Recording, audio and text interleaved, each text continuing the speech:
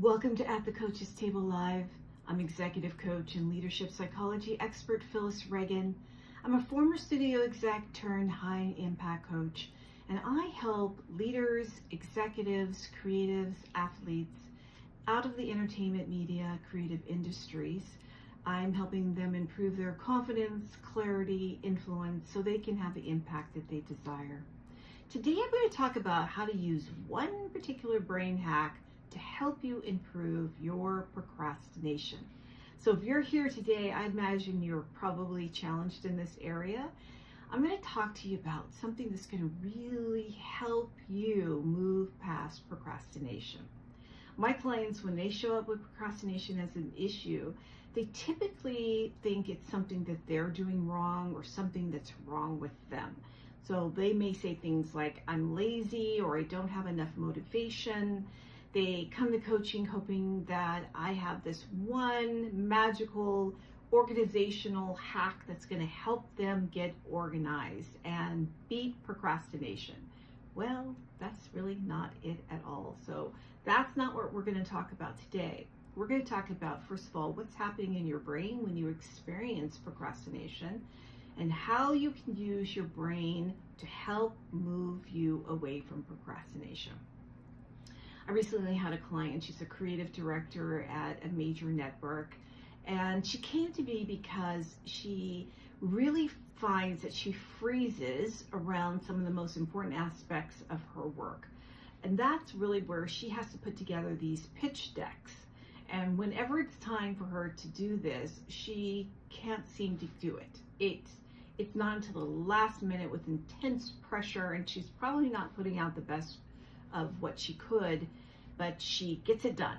And she really wants to stop this. She feels like it's a really bad habit, and she's looking for some kind of organizational system that will help her not do this. So this is what we focused on instead. We focused on what was happening to her in that moment. When she was experiencing procrastination, what was really happening for her was she felt like those pitch decks were going to be judged. So there was something really negative about doing the pitch deck that was now happening inside of her brain, and she was stuck on whether she knew it consciously or not. She was worried about the criticism and the judgment. So what's happening in your brain when you have procrastination as a challenge? Your amygdala is your brain's threat system. It's the warning system. It sends off the red, blaring lights telling you something is a threat.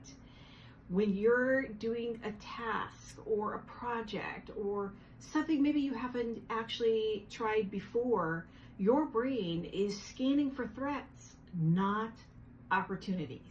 And as it scans for threats, it's looking for things that you could do imperfectly. Maybe you'll be judged by, criticized by, some kind of negativity. So it sends off this alarm system. Beep, beep, beep, beep. Threat, threat, threat. And then what happens next is, as your amygdala is activated, your body is flooded with cortisol and adrenaline.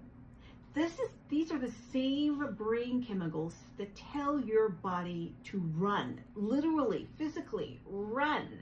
And so what happens is you have that task, you feel like your brain's telling you it's a threat, it's flooding you with these chemicals that's activating your stress response. So of course you don't want to do it.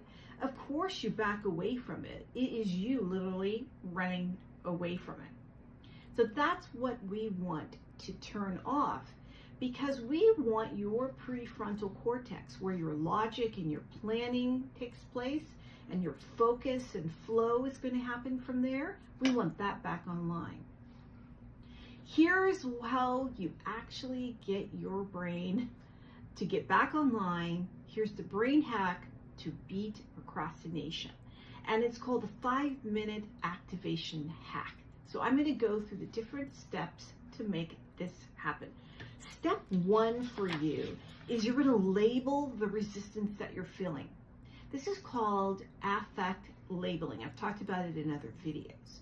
And it's really powerful because you're going to label the emotion that you're experiencing.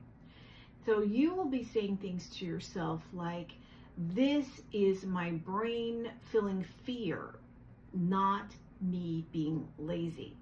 This allows your brain, first of all, to know exactly what it's dealing with. It's not going to be telling you all these different thoughts. You can focus on what's really happening in your brain, in your body, in your emotions. You label it. This allows for your prefrontal cortex to come back online when you label it. So now you're saying to yourself, I know what it is, and I'm not going to be following all these other thoughts that are telling me it's something else or something wrong with me. Number 2, you're going to shrink the task, literally. So when we're starting a project, or maybe like I'll use one of a client recently for me. She was starting a new business, and so it felt big and it felt overwhelming to her brain, and it saw that as a threat. So she was flooded with all these stress signals, and she just couldn't get started on the business. She knew she had a great idea, but she felt frozen. What her brain was telling her was the potential for failure was really high. So she felt like she was just stuck in that kind of feeling of fear, and she's flooded with those chemicals that are telling her to run away from the task. So she did step 2. She shrank the task. And so instead of thinking about this large, encompassing idea of starting a business, she started with one idea. I am going to list off all the potential clients that I will contact. It was just a spreadsheet. That was her one task. That didn't feel overwhelming to her brain. She was able to complete it. So you want to shrink the task. The third step is to apply what's called the 5-minute rule. You're only going to do that task for 5 minutes. This is going to allow you, first of all, it really takes down the pressure. It takes down that real intensity from your brain, and it doesn't overwhelm you, right? You could do 5 minutes of anything and it won't overwhelm you. I just did this recently. So I am writing a book manuscript, and I thought I'd really shrink the task. So I knew that I was just writing the first section of my manuscript. So I knew exactly how many pages I needed. And I told myself that I would be focused on this for 4 hours every Wednesday. But guess what happened? Distractions that I created that always seemed more important than me actually committing to those 4 hours. So I knew immediately what was happening was it was still too big. It was still too much for my brain. It was overwhelming me. So instead, I applied this 5-minute rule, and I told myself that I would write on this manuscript 5 minutes every day.